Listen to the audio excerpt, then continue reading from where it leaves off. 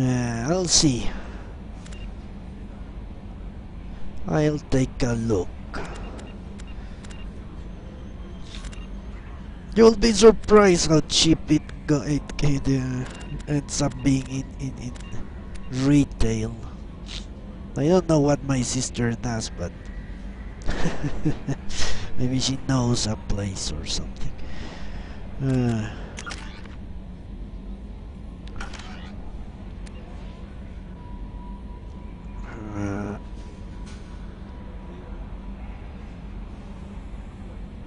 Or on eBay, I don't know what she does actually. No weapons, it is completely free. Completely free.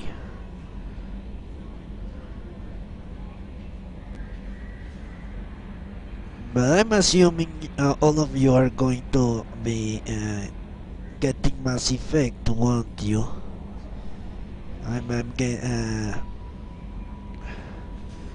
Yeah, on Amazon. She likes to buy from Amazon a lot. Of course, Amazon, you cannot download it. That's yeah, we also get from Amazon or GameSpot or things like that.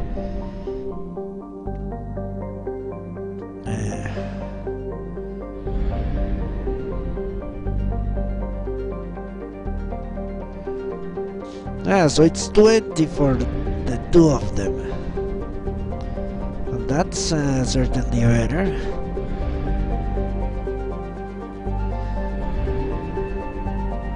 Okay, I think that could work out.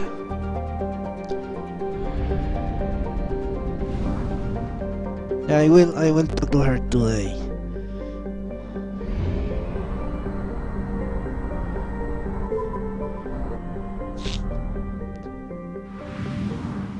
Yeah, but that's the nice thing.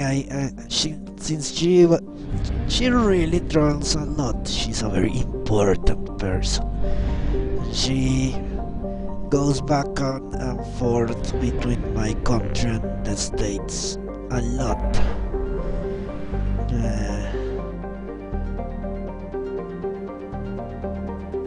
Well, I'm guessing I don't have much of any choice. Let me go back to the ship.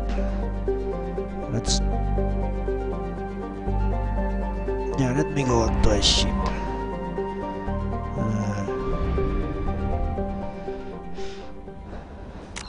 Let me check the journal. Okay, I think that space it is, and we shall see how our experiment in democracy works. Packages to each arrival.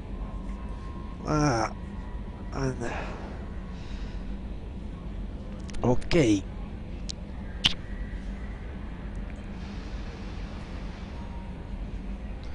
Okay, we're very much close to the end. Around here.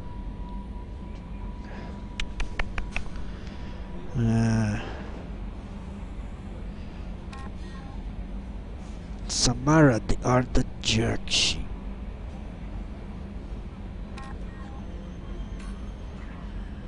Okay, I'm guessing it's time for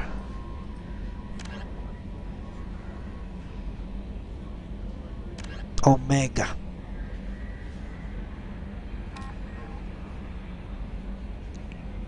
Or should I do Tally's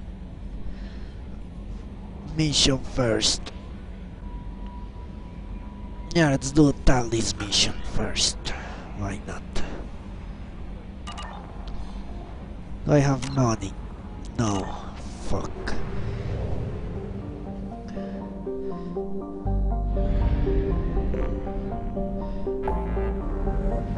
Alright, let's help Tally.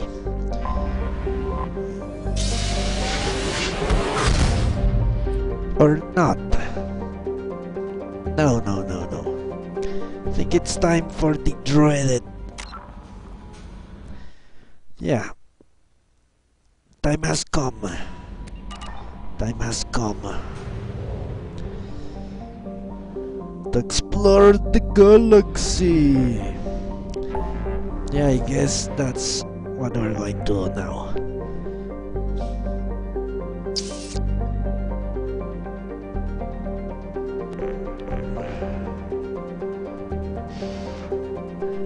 I don't like doing a rival before the main quest.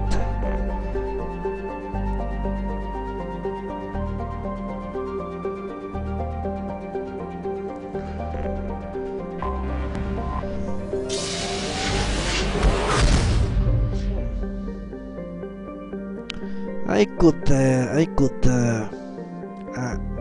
find out that below me, yeah. And no, this is not my first playthrough. It's my second playthrough. I played on the Xbox. I had an Xbox before I got a computer capable of playing and streaming. The smaller accurate hydrogen helium gas giants maintains a helium-3 trigger infrastructure, although the depth of RAM's gravity well makes it inefficient to export. Visitors to the Akarat system may have on top of their fuel tanks on RAM's station. The Council Demilitarization Enforcement Mission CDME maintains a token garrison to monitor any potential sale of fuel to known subversives and terrorists. Okay, more planets, I need more.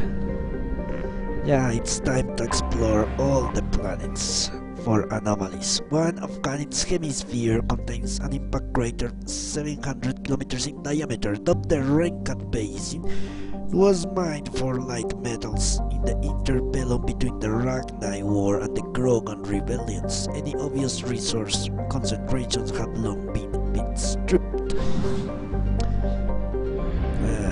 I don't know.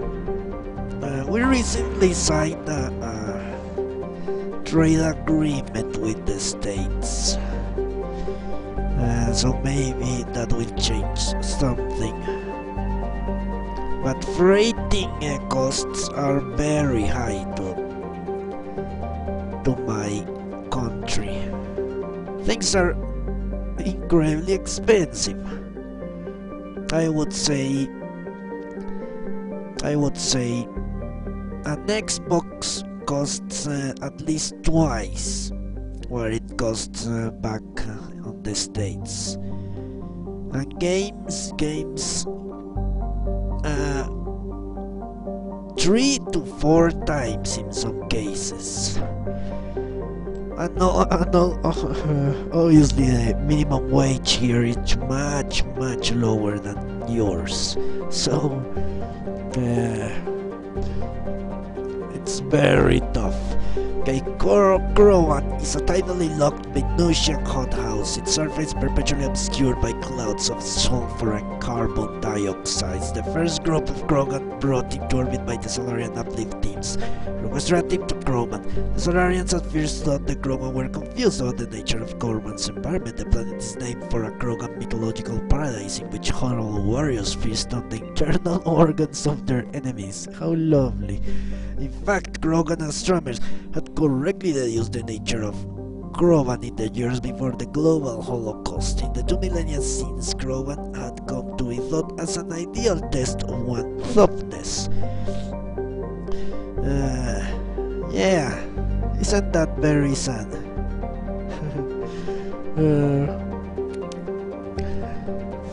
On the other hand, haircuts are very cheap. And also healthcare. My other sister that lives in the States comes here to have medical procedures done.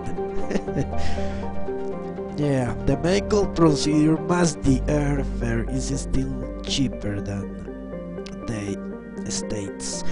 Every year after Krogan attempt to land on Krogan annexing their ships naked in an attempt to prove their Kroganhood, the planet's surface is littered with the crushed, corroded remains of their ships. Only one, Shat Norda, is known to have returned from the surface alive, albeit with most of his bones crushed and all of his 4 lungs damaged by sulfuric acid.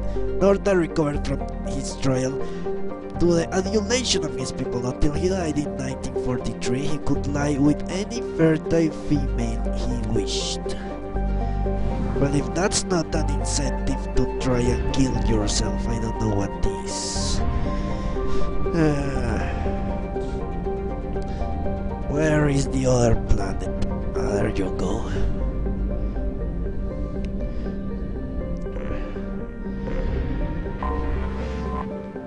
Baal. Baal is a hydrogen-helium gas giant named for an ancient Krogan deity that stood watch for enemies in the Pantheon. The gas giant's moon are named after some of the Baal's myriad eyes and ears. The only reason to visit the Baal system is scientific curiosity, which the Krogan lack.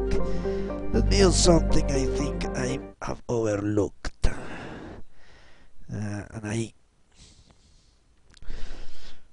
I have overlooked that. Really? You're trying to find out? I think I have said a few times.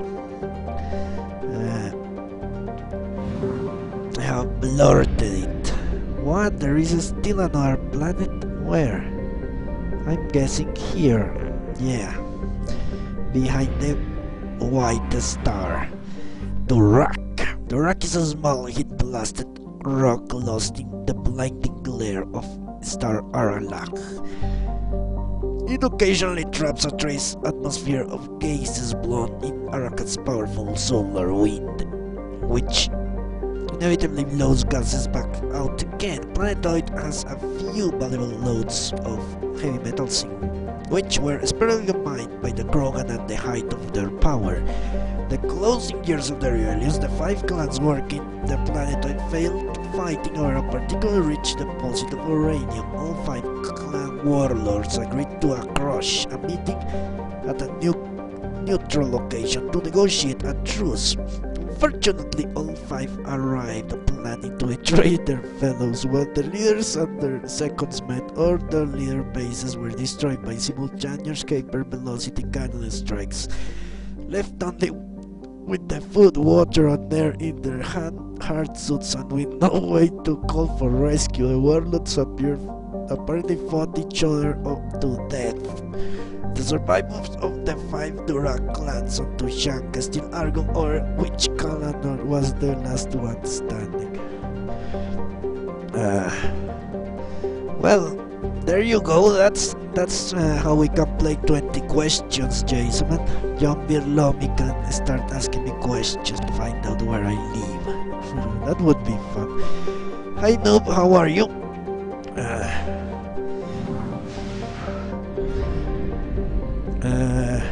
Time to explore the galaxy.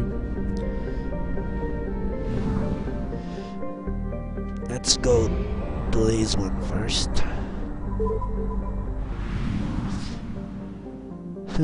Yeah. Okay. What is this place? It has a myriad moons. Rothla. Once Rothla was a large ice dwarf with a statistics list below. In the waning years of the Krogan Railroads, it shattered into a field of debris by what is assumed to have been the test of an exotic weapon system in the wake of the event. Really, this is where loss took place. The planetoid was reduced to a relatively contained field of thousands of tiny moonlets rotating around one another, colliding and ricocheting. The method used to destroy the planetoid has never been deduced. The Krogan clan who performed the experiment apparently all died in the event. Ships have traveled to the edge of the event's light cone, observed on the moment of extreme gravitational lensing around Rothla immediately before its breakup, but no other clues. A popular extra meme put forward by Asari author Tesla or Thisa insists that the Turians are covering up the existence of a Krogan superbiotic breed that was genetically engineered within Rothla.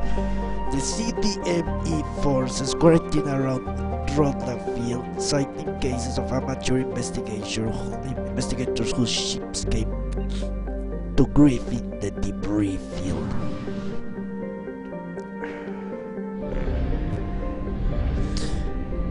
Yeah, Luz really is obsessed with saving. I remember when he was playing Bioshock, he actually hit the limit of saves and started ranting about that. How can a game limit how much disk space I can use? How dare them? It is up to a player how much they save. Those stupid developers. What if I want to return to another point in the game? What if I want to replay something? What if I find out I made a mistake? It was very funny. Sasgul is a small-eyed dwarf with an eccentric orbit during very green portions. What? Very key? Well, portions of its icy surface sublimating to thin atmosphere of nitrogen and carbon dioxide, which quickly freeze again as it recedes into the outer system reaches of the Dronic.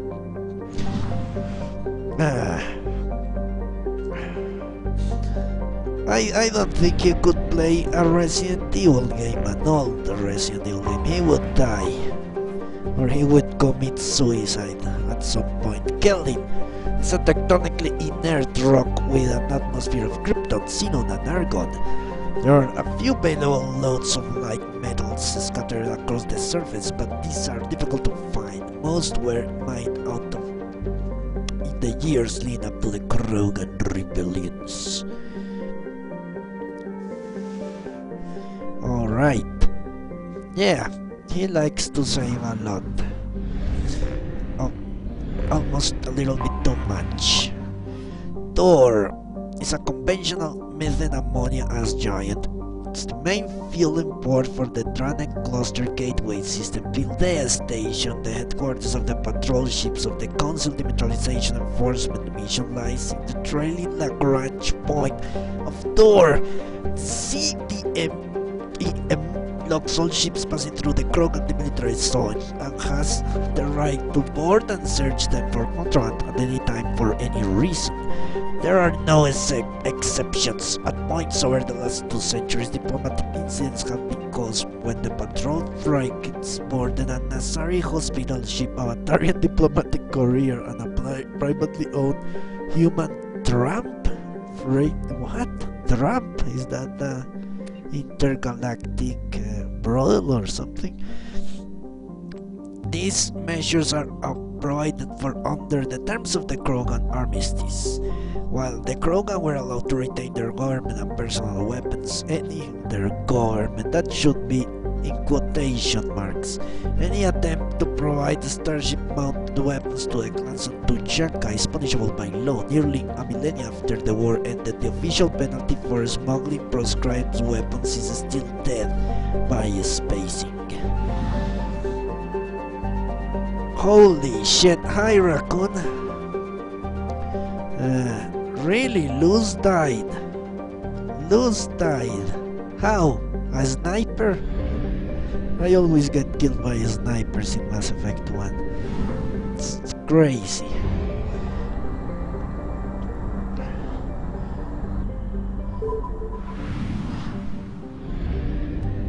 They are so damned overpowered.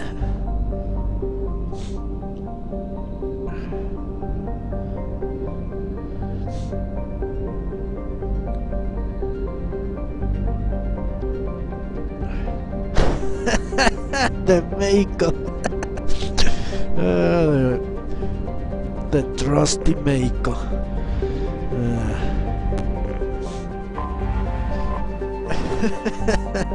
Yeah, it's always the Mako. Bart is a methane ammonia ice giant. Until the Krogan rebellions, it had a sizable helium-3 fuel refining infrastructure. Once the solar arrays orbiting Neath were destroyed, the constant flow of anti-proton tankers visiting the system disappeared.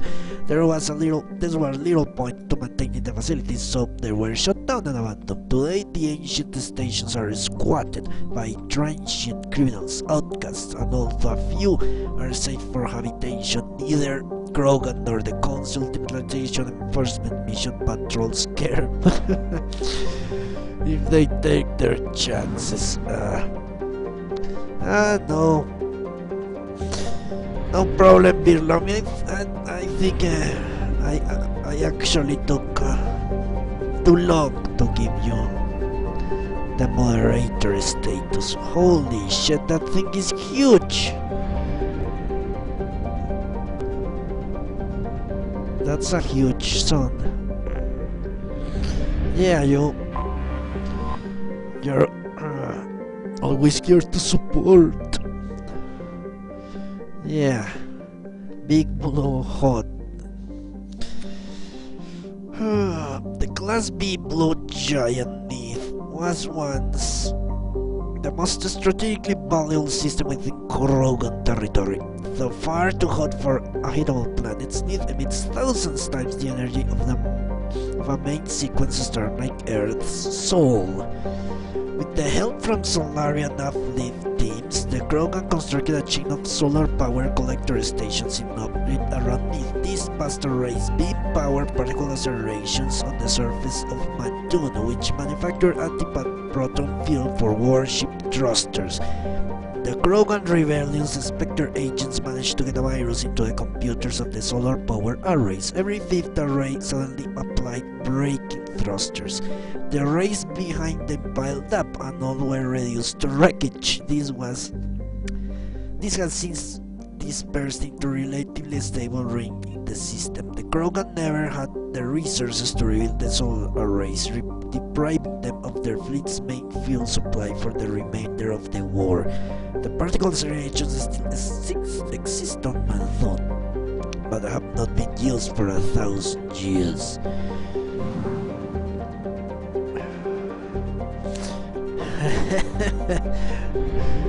Yeah, that's a comfort.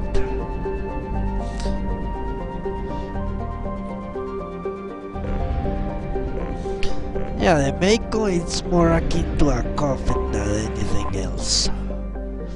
But at least it has shields. The Firewalker has no shields, or Hammerhead.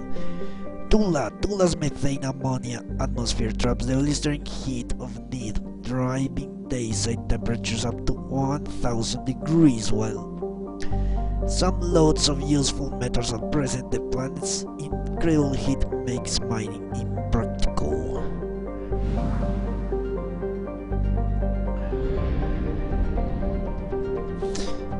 What?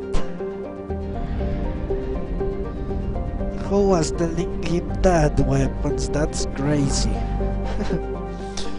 Okay, we have finished the Krogan DMZ. Only half our fuel remains. Okay, I would like to know, do any of you know what DMZ stands for? I think I know, but maybe one of you know exactly, and I don't want to look like an ass if I am mistaken. Yeah, I'm sure someone was trolling him. That's lies and deceit.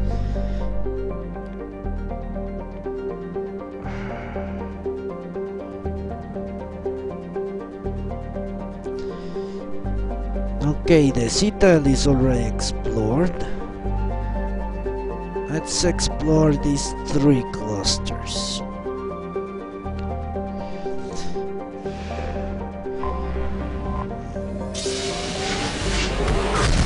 Well, especially if it gets you killed in a no death. That's just being an asshole, if you know that.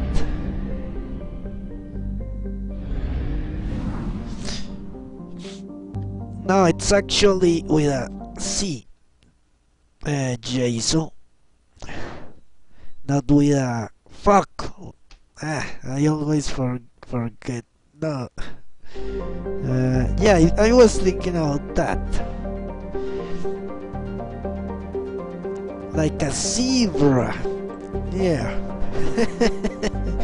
I know.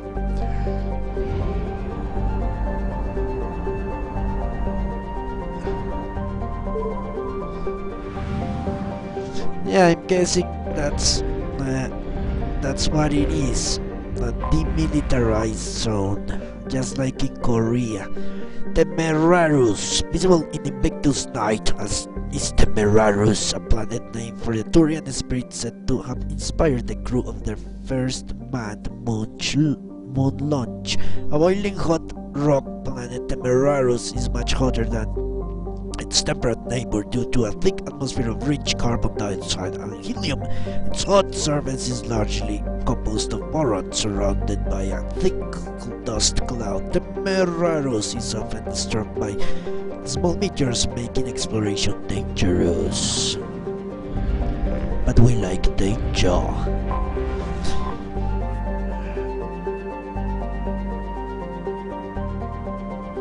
What? Invictus. Okay. Home to a dextro amino acid based life. Invictus temperate zone was settled by a Turian population that initially fell prey to a bewildering number of diseases. 2 decades after the first colony was founded, its population had reduced by half due to fatalities and large colony exodus, but when the Primarchs considered ceding the planet to the robo-mining interests, the Turian statesman Shantina Emperus ambitiously declared that she would start her own colony and double the population within 5 years. This effort succeeded, largely due to the colony's location in deserts with a minimal number of pest species.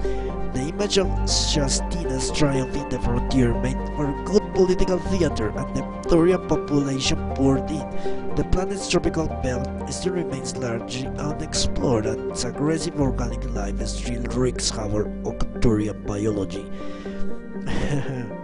A house in the Invictus jungle is a modern Turian phrase for an ideal that seems like a good idea, but only to the one who came up with it. Yeah, it does seem like a door in the middle of a toilet.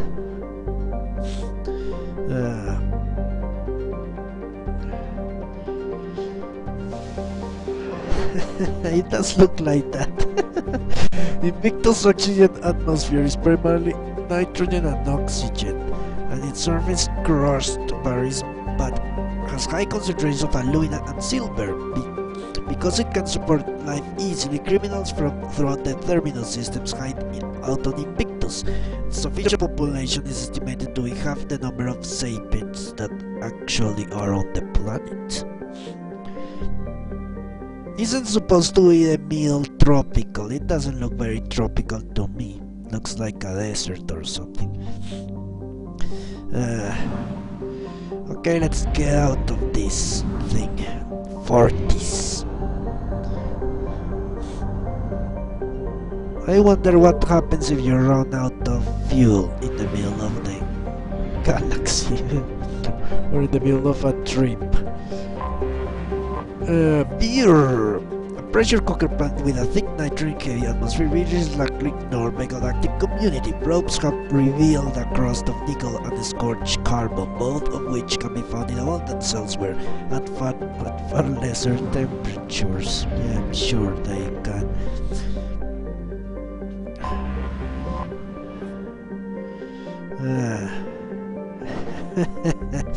Let's not find out. Pietas has a combination of features that make terraforming a possibility. The rights to the planet have been tied up in Student Council courts for the past 8 years. The running joke is that by the time the Council finally gives the go-ahead to colonize the planet, Pietas will have evolved life of its own. Home to comfortable temperatures and mild atmosphere of mostly nitrogen and argon, Pietas could be habitable with the addition of oxygen-producing cyanobacteria. Its crust is high in silicates and carbon, allowing for easy fabrication of construction materials. Smugglers, pirates, and other unregistered starships sometimes touch down on Pietas to lay low and make repairs. Civilian travel is not advised. Anomaly detected. Anomaly, our first anomaly of the night. What? And for the new viewers, the office